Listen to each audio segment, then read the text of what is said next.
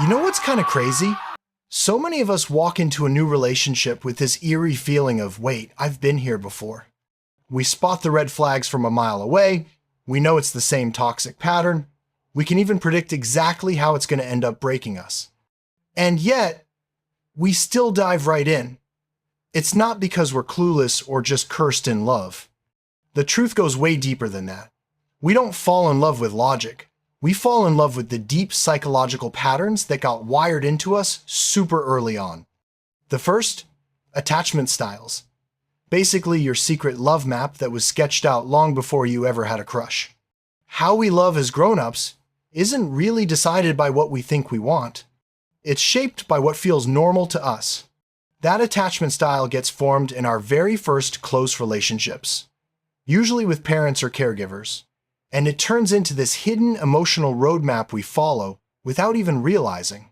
If that early bond was shaky, inconsistent, hot one minute and cold the next, or love that only came when you earned it, we end up drawn to partners who bring back that exact same energy. Not because it's good for us, but because our brain literally thinks, this chaos feels like home, so it must be love. A healthy, steady, reliable relationship can actually feel weirdly empty or off, just because it doesn't line up with what we grew up thinking love is supposed to feel like. The second, unhealed emotional wounds that refuse to stay quiet. Those old hurts don't magically disappear when we hit adulthood.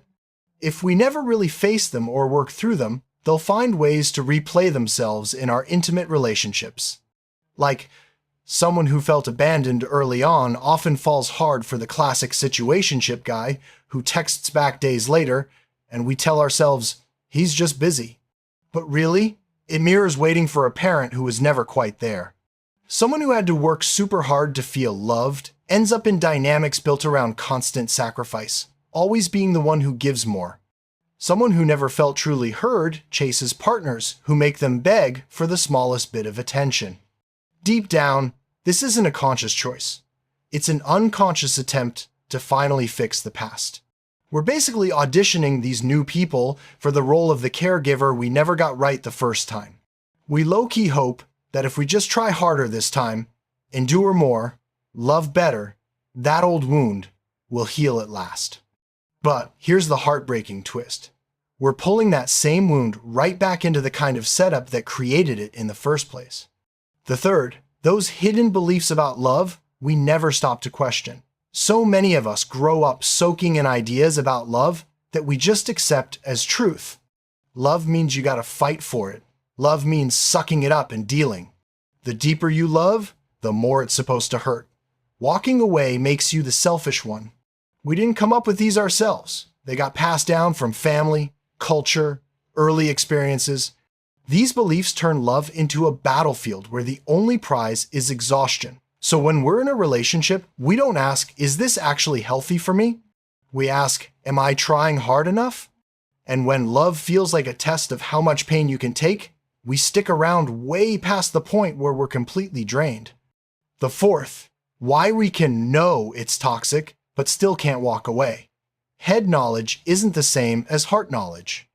Your brain can scream this is bad all day long, but your emotions are still hooked on the familiarity, the tiny hope of finally being seen as enough, the terror of losing whatever connection is there. Look a little closer and you'll see there's always this core pattern running the show. How we attach, how we chase safety, how we freak out over distance. Until we can actually name that pattern, we usually just swap out the person instead of changing how we love. But here's the good news. Once you spot the pattern, it starts losing its grip on you. Real adult love doesn't kick off when you finally meet the one. It starts the second you wake up to which old reflexes you're operating from. That's when love stops being this automatic repeat cycle and turns into something you actually choose. You stop grinding to earn affection, stop enduring to prove you're worthy, stop confusing anxiety with butterflies.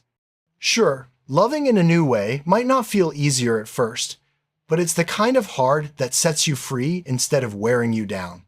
Next time you feel that pull towards someone who feels familiar but wrong, pause and ask yourself, am I choosing this, or is my old map doing the choosing? And sometimes, the biggest turning point in your love life isn't who shows up at your door. It's the moment you get brave enough to redraw your own love map from scratch.